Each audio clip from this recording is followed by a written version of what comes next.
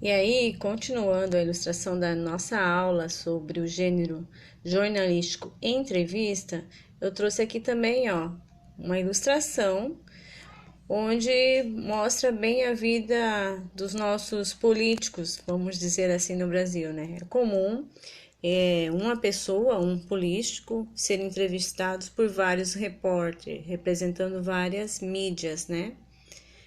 Então, tem aqui uma entrevista. Aqui eu tenho exemplos de entrevistas de perfil. Elas são muito usadas também quando a gente vai adquirir um trabalho. Por quê? Porque a empresa que vai nos contratar, ela quer saber se a gente tem uma boa índole, ela quer saber se nós somos capazes, temos capacidade para desenvolver aquele tipo de trabalho, então é feita uma entrevista de perfil, quer saber como que nós somos, né? Nossa personalidade. E aqui eu também trouxe, ó, uma entrevista, onde no caso a Xuxa está sendo entrevistada por vários repórteres e está representando uma entrevista de depoimento, que provavelmente aqui ela deve estar respondendo a uma pergunta que diz respeito a ela, então ela está dando um depoimento, certo? Voltando lá nas nossas atividades, aqui, vou chamar a atenção para vocês que no texto quando vem a pergunta, ó, pergunta e o nome do entrevistado, ele vem sempre em letra mais escura, letra negrita, né? Então, a pergunta é feita pela jornalista, no caso aqui, a Paula Desgualdo, e vem na primeira página aqui do nosso livro, veio o nome completo do entrevistado, Peter Doctor, né? E vem Jonas Rivera. Já na segunda parte, a gente vai ver que as perguntas e os nomes deles continuam em negrito, porém, os nomes deles estão abreviados. Então, para representar o diretor, que é o Peter Doctor, eles usaram a sigla PD, aqui, ó, bem aqui, tá vendo?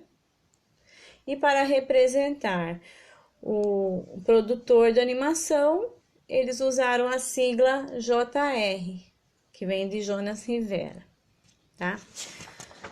A respeito das atividades lá, eu acho que vocês vão ter dúvida lá na pergunta número 7, onde fala assim, que outras pessoas poderiam ser entrevistadas para falar da animação, né? Porque na 6 pergunta por que o Peter Doctor e o Jonas Rivera foram escolhidos para essa entrevista. Bom, simples, né, gente? Porque um escreveu o filme e o outro, um é o produtor e o outro é o diretor do filme. Então, mais do que nunca, eles escreveram o filme, eles pensaram em todas as animações, então eles são as pessoas mais indicadas para dar uma entrevista sobre como o filme foi feito.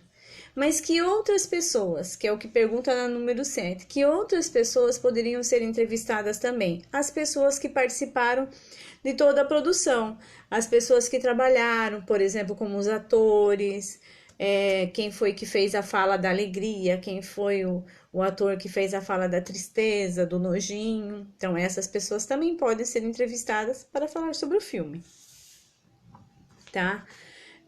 Lá na pergunta 11, eu também acho que vocês vão ter um pouquinho de dificuldade, que diz assim, o que significa se permitir a ficar triste? Bom, ninguém quer ficar triste, certo? Mas tem dias que bate aquela saudade, não bate? E aí a gente fica triste, não fica?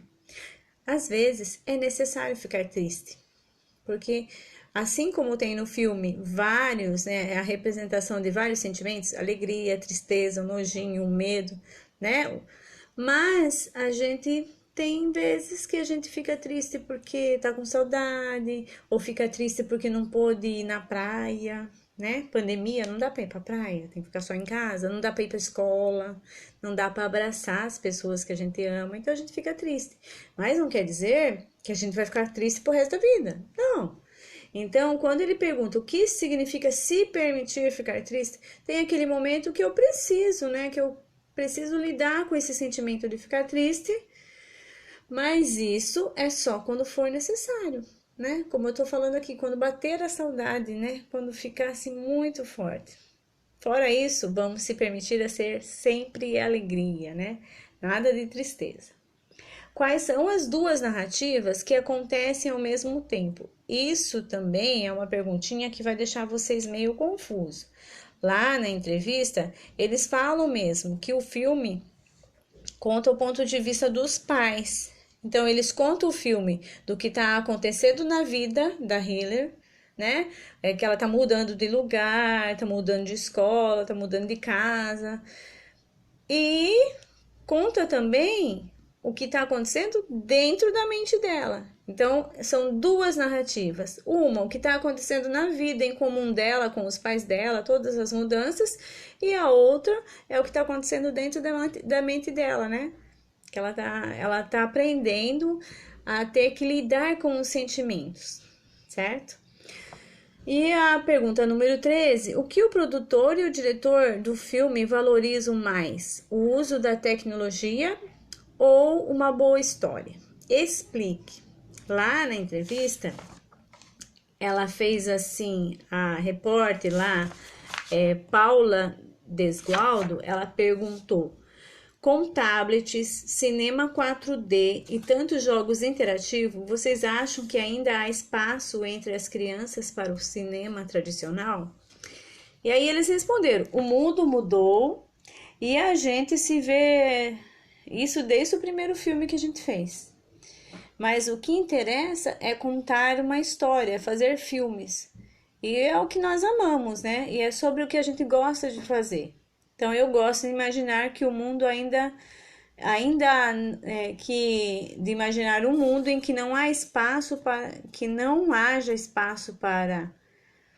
Desculpem, ele fala assim: eu não posso imaginar um mundo que não haja espaço para uma boa história. Então, o próprio produtor, o próprio diretor do filme, eles nessa fala aqui, embaixo, eles mostram mesmo que o mais importante é uma boa história do que tantas tecnologias. Porque às vezes você vai no cinema, né, 3D, 4D, maravilhoso, mas o filme não foi lá essas coisas. Não teve assim uma boa mensagem, ou então não foi aquilo tudo que fazia na propaganda, né? Já aconteceu com vocês? Comigo já. Mas nada como uma boa história. Então é essa a questão, a resposta deles na questão número 13, tá bom? Então, se vocês tiverem alguma dúvida, turminha, é só perguntar. Beijo, tchau.